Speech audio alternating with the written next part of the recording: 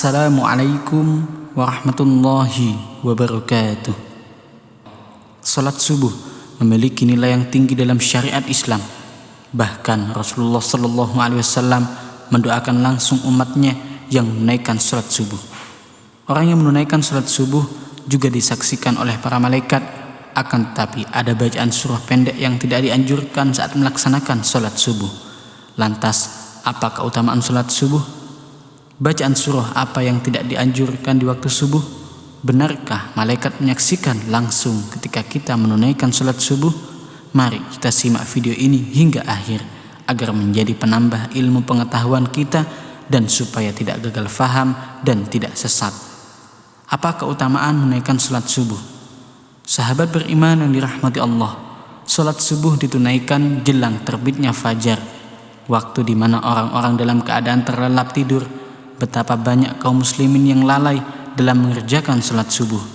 Mereka lebih memilih melanjutkan tidurnya ketimbang bangun untuk melaksanakan salat. Karena itulah Rasulullah SAW menghususkan salat subuh mulia dengan keistimewaan tunggal. Salat subuh bahkan memiliki sifat-sifat tertentu yang tidak terulang pada salat lainnya. Saking istimewanya orang yang mengerjakan salat subuh didoakan oleh Rasulullah SAW. Hal ini sebagaimana disebutkan dalam sebuah hadis. Rasulullah SAW bersabda, "Ya Allah, berkahilah umatku selama mereka senang bangun subuh." Hadis riwayat Imam Tirmidzi, Imam Abu Daud, Imam Ahmad, dan Imam Ibnu Majah. Apabila Allah Subhanahu wa Ta'ala yang memberikan jaminan, mungkin akal manusia sulit untuk menjangkau dan menebaknya. Di antara janji Allah bagi hambanya yang taat menunaikan ibadah salat subuh adalah kelak di syurga nanti akan melihat Allah Subhanahu wa Ta'ala. Hal ini sebagaimana sabda Rasulullah SAW. Kami sedang duduk bersama Rasulullah SAW ketika melihat bulan purnama. Beliau berkata, "Sungguh kalian akan melihat Rabb kalian sebagaimana kalian melihat bulan yang tidak terhalang dalam melihatnya. Apabila kalian mampu, janganlah kalian menyerah dalam melakukan salat sebelum terbit matahari dan salat sebelum terbenamnya matahari, maka lakukanlah."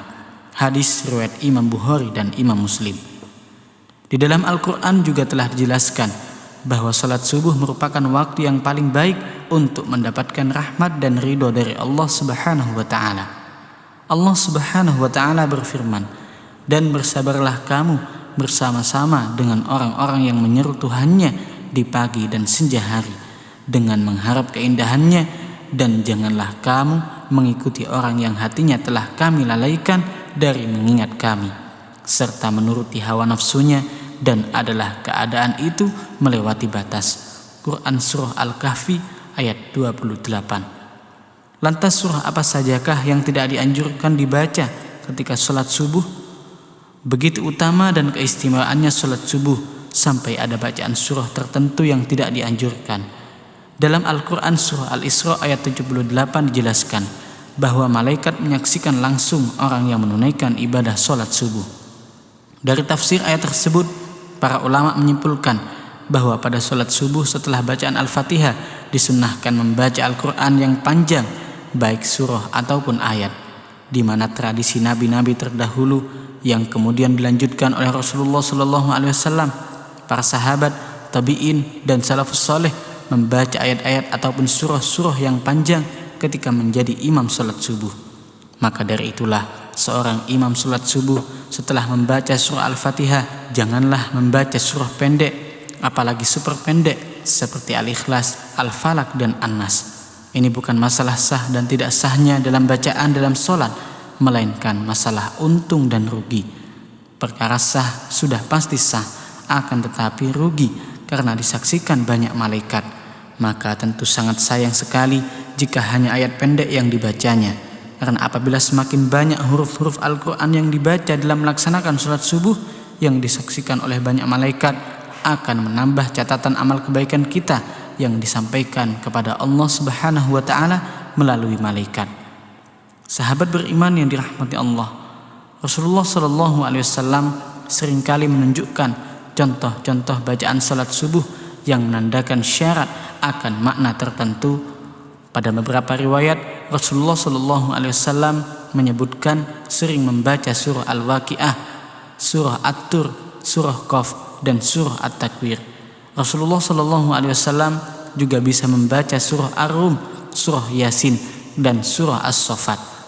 Dari Jabir bin Samurah ia mengatakan, Rasulullah SAW melakukan solat-solat wajib seperti solat yang kalian lakukan sekarang ini. Akan tetapi terkadang beliau meringankannya. Solat beliau lebih ringan daripada solat kalian. Dan terkadang dalam solat fajar atau subuh beliau membaca surah Al-Waqiah dan surah yang semisalnya. Hadis riwayat Imam Ahmad. Sahabat beriman yang dirahmati Allah, begitu istimewanya menunaikan ibadah salat subuh. Selain mendapatkan pahala baik dari segi medis, disaksikan pula oleh para malaikat. Itulah beberapa keistimewaan salat subuh. Semoga kita semua dimudahkan untuk melaksanakan salat subuh secara berjamaah yang pahalanya begitu besar sehingga lebih baik daripada dunia beserta isinya. Wallahu a'lam bishawab. Semoga video ini bermanfaat untuk kita semua. Wassalamualaikum warahmatullahi wabarakatuh.